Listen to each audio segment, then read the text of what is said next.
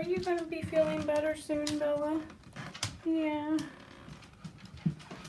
Hey, what's up? Welcome back. This week is crazy right now. So Bella just has a few appointments with the vet. So I'm actually not gonna sit down and formally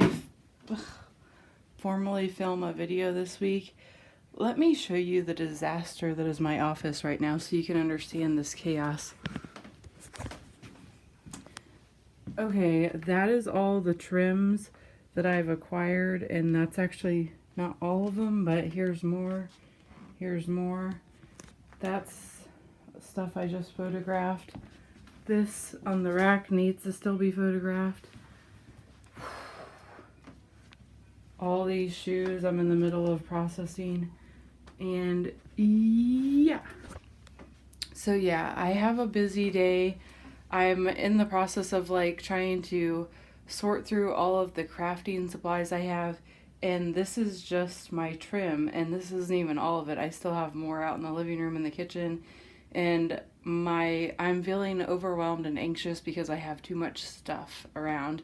And this is like the part of reselling that's hard for me, because me as a person, I'm good with not having much stuff, but as a reseller, you have to constantly be bringing things in, processing them, and sending them back out. Yeah, so like I said, I got a bunch of stuff on my last haul, so I'm still working through it and processing it. But let's just go ahead and do some upcycling today, because upcycles take me several days usually, sometimes even a week to finish, because sewing for me, I try to dedicate a few days a week to it, but realistically with homeschooling and trying to keep everything up and going for my business, sewing is essentially kind of like a hobby, and I just can only do it for a few hours at a time. Those hours are usually interrupted, and so it's a very slow grind. And so yeah, I'm just gonna share with you footage that I have of some of the upcycles I've been working on, and let's get into the before, a little bit of the process, and the after. All right.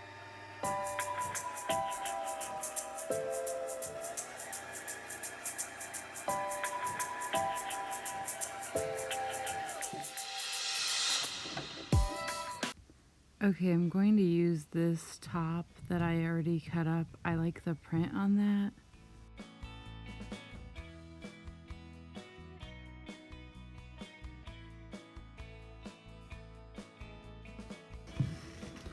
Basically just took the brim off that it came with, used that as a template to make this one, which I just love the detail. I love the design on this one, the print. I'm taking this earring and I'm going to take the hook off the top there, and I'm going to attach it with this silver thread. I love that. I've actually found quite a few kind of like fun threads on this website, Thread Art. So yeah, I'm gonna sit down and hand stitch this, and then that should be complete.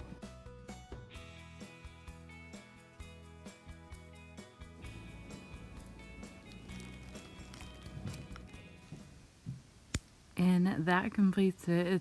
It was an easy fix, but it's so much more the style of my Poshmark closet now. I love that.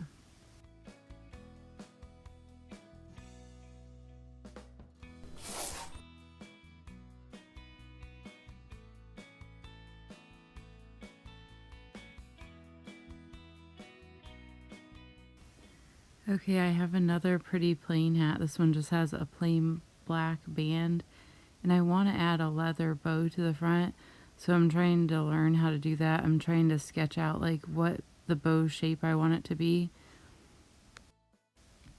Okay, so I just need to cut these out, and now I'm just gonna fold them and kind of mess around with them and see what size, if they're the right size, and if these templates are gonna work for me for this hat.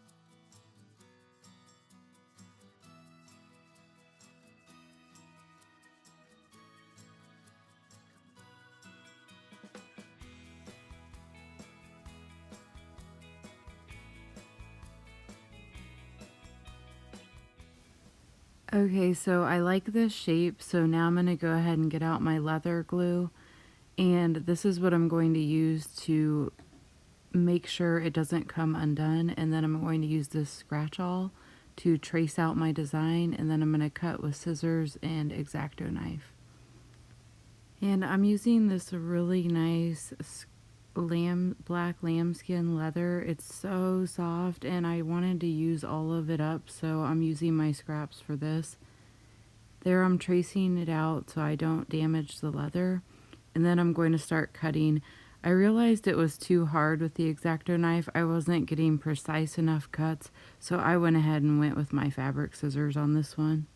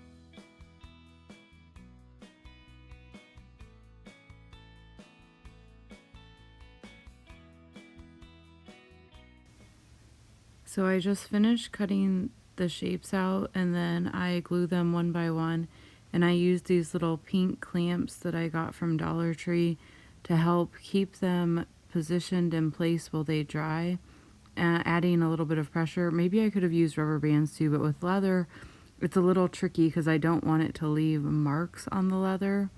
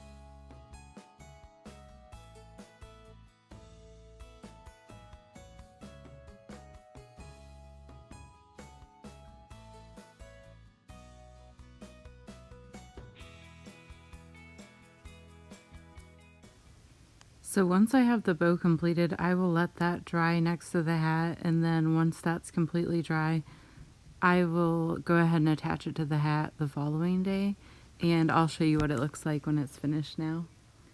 I bag up and store my templates that I like so I can use them for future projects. It saves a little bit of time in the long run.